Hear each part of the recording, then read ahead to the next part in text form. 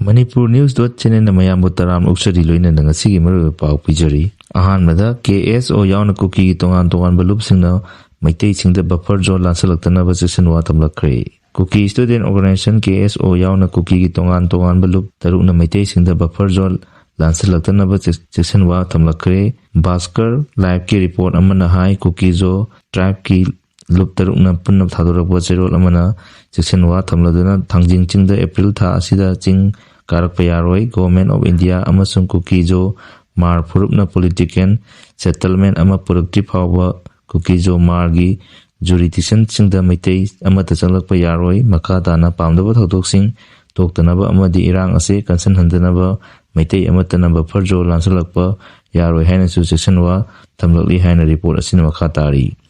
panbeya badi hokiba sahi choklisingani kulumdoi gi September 13 da kuki kupu amana maitei singi Sianglaba laipamlen thangjing chingda cross yungsan kiba laikrabani loinana thangjing khubamda mongkhom sajanbagi watoksu leiri amaromda cross yungsan bagi thabak asi meitei singi haurakphamni haina launa bata natana sianglaba laipamlen kabrudasu chatharakibadagi Manipur lengana lokthokhanwa laikrabani makata update amada director giyumda grenade langsilamle yamna pokai ganba hang grenade ama Imphal East Porompat police station gi manung chana leiba Brahmapur Guru Aribam Lekai Dalaiba Regional Institute of Medical Sciences RIMS ki Director Dr. Guru Aribam Sunil Kumar Sharma yumdangasi ayuk sagang dabasingna langsalam lehairi hariba thodok asi ngasi ayuk pung 3 makhairom tarakpada yungi miyoi yum manungda taaduna leramba pin chatlaba hand grenade adu taaduna leramba thenarakibani hand grenade adu safety pin yarom khidi hairi pawasina hek phangbaga Porompat police ki team amadi bomb disposal squad ki apunu team amana mafam aduda laktuna grenade adu defuse tawrba matung nomai jingchikongda puruktuna tekta kaidana pokayan ki hairi makha taba update da zomi gi flag yungsalapagi matangda Chuchanpur da khul ani ungkhatna khre Chuchanpur district ki Rengkai da zomi gi firal yungsanbagi damakta thangnabada leiriba Rengkai amasung B Munhoi gi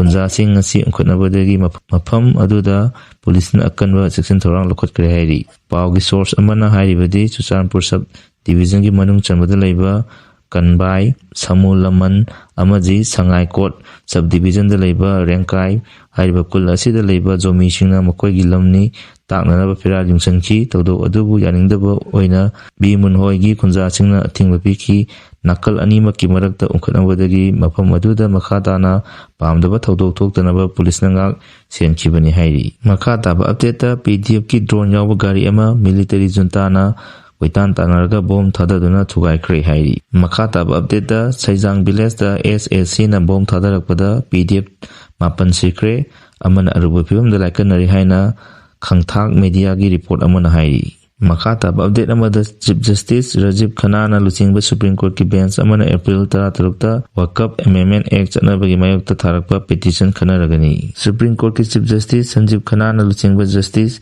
Sanjay Kumar amasung Justice Vishwanathan gi apunba bench amana tha ase gi 13 ta Wakaf Amendment Act solution 15 chanabagi mayokta tongan tharakiba petition taragi hearing chatharagani hairi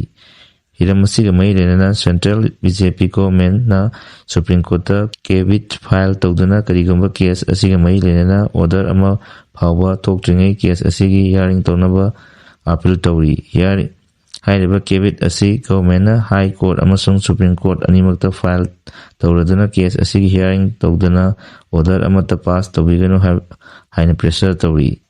makha taba update amada Kanglup ki irang lakpadagi night curfew thamjinkhre district magistrate Chuchanpur na district asida Kanglup puruk anigi lamgi chenaba mafam amada community amana firal yungsalambagi wahugda Kanglup anigi marakta ungkhatnaba tholakpa yabagi oitokpa leiba maramna ngarang numidangdagi hogdana district asida public curfew thamjinkhre hairi tha asigi nipan da district asigi B Munhoi amadi Rengkai khul anigi marakta community gi firal sing teselambagi thodo asina maram oiraga district asida zomi amasing mar community anigi marakta tension ꯌꯥꯝꯅ ꯋꯥꯡꯅ ꯂꯩꯔꯤ ꯍꯥꯏꯔꯤ꯫ ꯍꯧꯖꯤꯛ ꯑꯣꯏꯔꯤꯕ ꯆꯨꯔꯆꯥꯟꯄꯨꯔ ꯗꯤꯁꯇ꯭ꯔꯤꯛꯀꯤ ꯐꯤꯚꯝ ꯑꯁꯤ ꯌꯦꯡꯂꯒ ꯆꯨꯔꯆꯥꯟꯄꯨꯔꯒꯤ ꯗꯤꯁꯇ꯭ꯔꯤꯛ ꯃꯦꯖꯤꯁꯇ꯭ꯔꯦꯠ ꯗꯔꯨꯟ ꯀꯨꯃꯥꯔꯅ ꯍꯥꯏꯔꯤꯕ ꯈꯨꯜ ꯑꯅꯤ ꯑꯁꯤ ꯌꯥꯎꯅ ꯀꯪꯕꯥꯏ, ꯁꯃꯨꯂꯝꯂꯟ ꯑꯦꯔꯤꯌꯥ ꯄꯨꯝꯕ ꯑꯃꯗꯤ ꯁꯥꯏꯀꯣꯠ ꯁꯕ ꯗꯤꯚꯤꯖꯟꯗ ꯄꯕ꯭ꯂꯤꯛ ꯀꯔꯐ꯭ꯌꯨ ꯑꯁꯤ ꯊꯝꯖꯤꯟꯈꯤꯕꯅꯤ ꯍꯥꯏꯔꯤ꯫ ꯑꯗꯨꯃꯛꯄꯨ ꯗꯤꯁꯇ꯭ꯔꯤꯛ ꯑꯁꯤꯒꯤ ꯑꯇꯣꯞꯄ ꯃꯐꯝꯁꯤꯡꯗꯗꯤ ꯃꯤꯌꯥꯝꯅ ꯃꯈꯣꯏꯒꯤ ꯇꯉꯥꯏꯐꯗꯕ ꯄꯣꯠꯆꯩꯁꯤꯡ ꯂꯩꯖꯕ, ꯈꯨꯗꯣꯡꯆꯥꯅꯕꯒꯤꯗꯃꯛꯇ ꯑꯃꯗꯤ ꯑꯇꯩ ꯏꯁꯦꯟꯁꯤꯌꯦꯜ ꯁꯔꯚꯤꯁ ꯇꯧꯕ ꯌꯥꯅꯕꯒꯤꯗꯃꯛꯇ ꯄꯕ꯭ꯂꯤꯛ ꯀꯔꯐ꯭ꯌꯨ ꯑꯁꯤ ꯑꯌꯨꯛ ꯄꯨꯡ 6ꯇꯒꯤꯅ ꯅꯨꯃꯤꯗꯥꯡꯋꯥꯏꯔꯝ ꯄꯨꯡ 5 ꯐꯥꯎꯕ ꯑꯦꯄ꯭ꯔꯤꯜꯒꯤ ꯇꯥꯔꯤꯛ 17 ꯐꯥꯎꯕ ꯀꯣꯡꯊꯣꯛꯀꯅꯤ ꯍꯥꯏꯔꯤ꯫ ꯄꯥꯎ ꯑꯁꯤꯒ ꯂꯣꯏꯅꯅ ꯉꯁꯤꯒꯤꯗꯤ ꯃꯔꯨꯑꯣꯏꯕ ꯄꯥꯎ ꯄꯤꯖꯕ ꯃꯇꯥꯡ ꯑꯁꯤꯗ ꯂꯣꯏꯖꯔꯦ꯫ ꯃꯈꯥ ꯇꯥꯕ ꯑꯞꯗꯦꯠꯀꯤꯗꯃꯛ ꯃꯌꯥꯝ ꯄꯨꯟꯅ ꯉꯥꯏꯃꯤꯟꯅꯁꯤ꯫ ꯂꯣꯏꯅꯅ ꯆꯦꯅꯦꯜ ꯑꯁꯤꯕꯨ ꯅꯨꯡꯁꯤꯕꯤꯗꯨꯅ ꯂꯥꯏꯛ ꯑꯃꯗꯤ ꯁꯕꯁꯀ꯭ꯔꯥꯏꯕ ꯇꯧꯕꯤꯔꯝꯃꯨ꯫